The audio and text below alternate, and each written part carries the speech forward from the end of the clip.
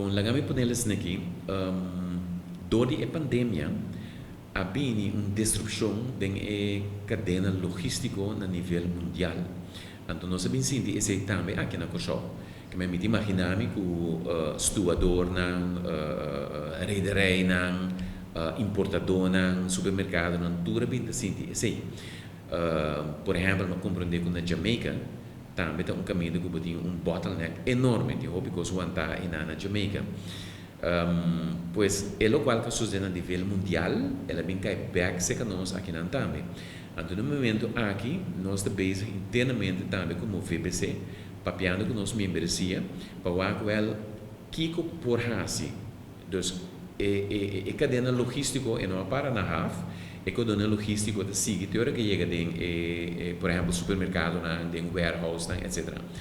Pois esse da três com o botinho wak tour caminda tour maneira onde poderia onde por solucionar onde por aliviar.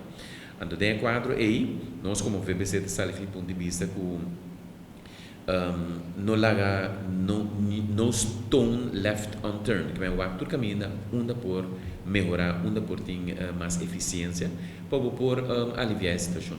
A situação do hobby perfeito, nós atende nos membros na mês também em meio de comunicação, caminho na expressar a preocupação, caminho na expressar também com tráfego de container, não está canando smooth. Dus dat quadro e nós como VBC também internamente também então acho que nós membros não põem na mesa junto para sim para o qual com nos por suavizar handle e a cadena de sua totalidade mais efetiva. Nós temos atenção para a problemática, nós tomamos nota que o ministro saca MB ministerial beschikking, den qual também ela toma certa medida para aliviar a situação.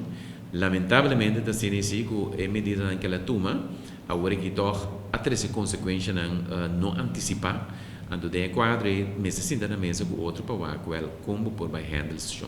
Nós compreendemos, nós estamos contentes também que o ministro de Desenvolvimento Econômico também está sentando com diferentes de stakeholders, diferentes de partners, CPA, etc., diferentes players no mercado para como handle a situação de tal maneira que o impacto sobre o consumidor final lo mais menos possível.